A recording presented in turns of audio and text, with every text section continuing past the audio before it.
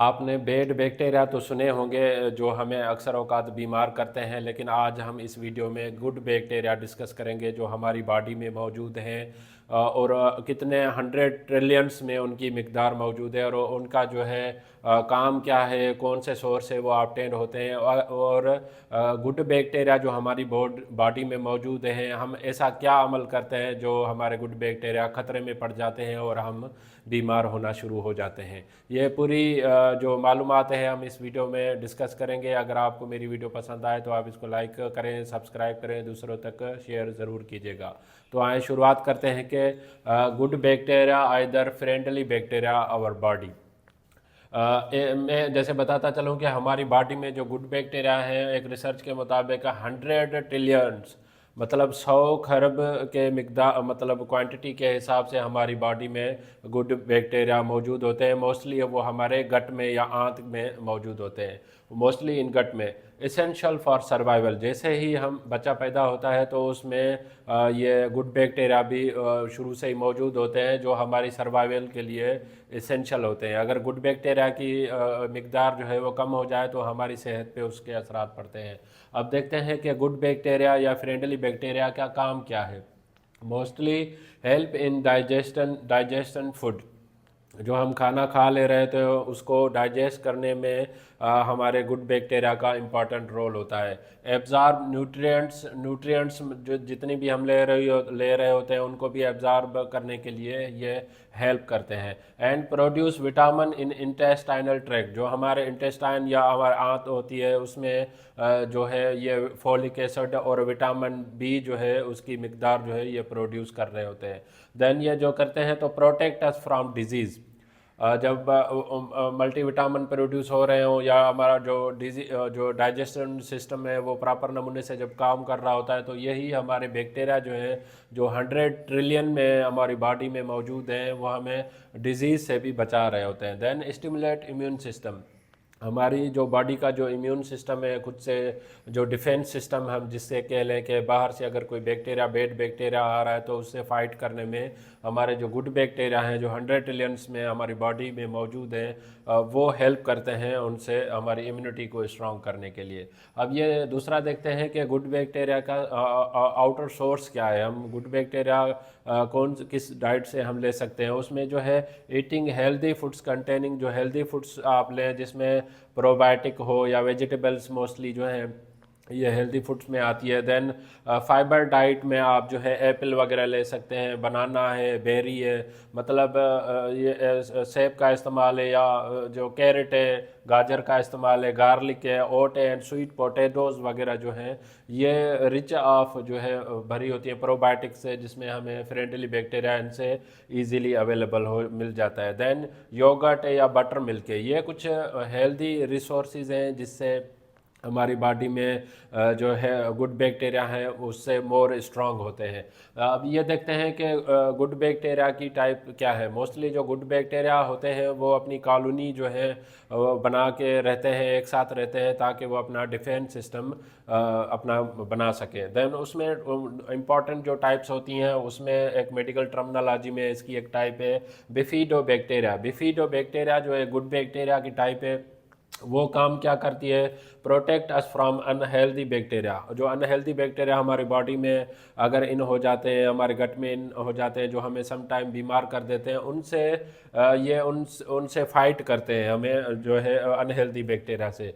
Abdominal pain some time आपको हो जाता है या गैस का पेन हो जाता है हमारी बॉडी में, उससे भी हमें जो रिलीफ देने के लिए अगर हम कोई मेडिसिन नहीं ले रहे तो हमारी बॉडी में खुद से एक डिफेंस सिस्टम है जिसमें एक बैक्टीरिया है जो हमें उससे भी रिलीफ दे रहा होता है। या कोलेस्ट्रॉल की जो लेवल है हमारी बॉडी में ये भी गुड बैक्टीरिया जो है वो मैनेज कर रहे होते हैं।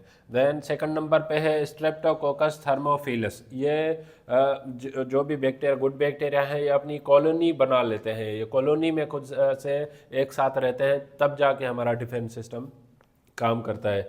अब ये सेकंड नंबर पे जो बैक्टीरिया है प्रोड्यूस एंजाइम, जो मोस्टली एंजाइम लैक्टेज एंजाइम जो है वो ये बैक्टीरिया प्रोड्यूस कर रहा होता है, जिससे क्या होता है डाइजेस्ट शुगर इन मिल्क। जो हमारा दूध ले रहे होते हैं उसमें जो शुगर की कंसंट्रेशन होती है उसको डाइजेस्ट करने में ये सेकंड नंबर पे जो बैक्टीरिया है ये काम कर रहा होता है। देन थर्ड नंबर पे है सैक्रोमाइसिस बोलोरेडी। ये एक टाइप है बैक्टीरिया की, गुड बैक्टीरिया की, जिसमें type of yeast act as a probiotic, a probiotic के तौर पे भी यूज़ कर रहे होते हैं। समटाइम डॉक्टर क्या करते हैं, ये तो नेचुरल सोर्सेज से हम एज ए जो है गुड बैक्टीरिया ले रहे होते हैं। समटाइम डॉक्टर प्रोबायोटिक भी एडवाइस कर रहे होते हैं कुछ चाइल्ड को जिनकी इम्यूनिटी अगर थोड़ी वीक होती है वो, लेकिन प्रोबायोटिक भी कि आप सेल्फ मेडिकेशन पे नहीं करनी है, वो भी अगर डॉक्टर आपको एडवाइस करे तो ठीक है। नहीं तो हमारे जो बैक्टीरिया है ट्रीटिंग ट्रेवलर डायरिया समटाइम हो जाता है, जब एक शहर से दूसरे शहर जब आप जाते हैं जिसकी वजह से डायरिया हो जाए, तो उसको भी हमारी बॉडी में जो बैक्टीरिया हैं, गुड बैक्टीरिया हैं,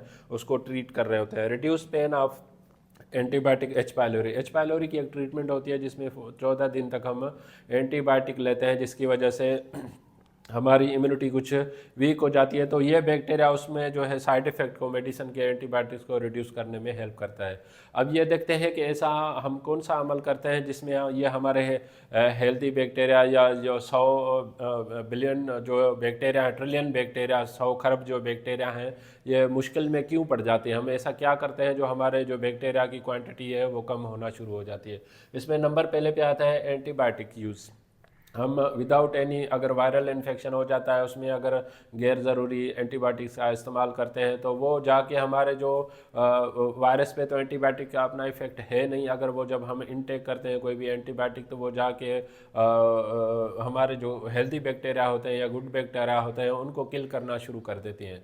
एंटीबायोटिक जब किल करना शुरू कर देंगी तो हमारी इम्यूनिटी वीक होने के चांसेस होते हैं, और बैक्टीरिया जो अगर हमारी बॉडी में नहीं है तो वो भी रेजिस्ट होने के चांसेस ज़्यादा हो जाते हैं। देन जब भी एंटीबायोटिक लें तो डॉक्टर की एडवाइस के हिसाब से, जितने ड्यूरेशन ऑफ थेरापी के लिए अगर डॉक्टर ने एडवाइस की है तो उतने डेज तक आप लें। गैर ज़रूरी सेल्फ मेडिकेशन के तौर पे आप एंटीबायोटिक नहीं लिया करें, वो जो है वो आपके लिए हैज़र्डस या आपकी जो गुड बैक्टीरिया या फ्रेंडली बैक्टीरिया आपकी जो बॉडी में है उसको ख़त्म कर देते हैं। Then lack of exercise. अब जब हम एक्सरसाइज करना छोड़ देते हैं तो उसमें भी हमारी जो इम्यूनिटी थोड़ी वीक होती है या जो हमारे गुड फ्रेंडली बैक्टीरिया हैं उनकी कंसंट्रेशन कम हो जाती है, जिसकी वजह से हम बीमार पड़ जाते हैं। देन सिगरेट स्मोकिंग, सिगरेट की जो है स्मोकिंग कर रहे होते हैं वो भी हमारी जो बॉडी में आउटसाइड से जो हैज़र्डस धुआं वगैरह जा रहा है तो वो भी हमारे जो गट में इंटेस्टाइन में जो अवेलेबल है हेल्दी बैक्टीरिया उनको किल, ये भी एक रीज़न है जिसकी वजह से वो बैक्टीरिया हमारे कम हो जाते हैं या मर जाते हैं, जिससे हम बीमार पड़ जाते हैं।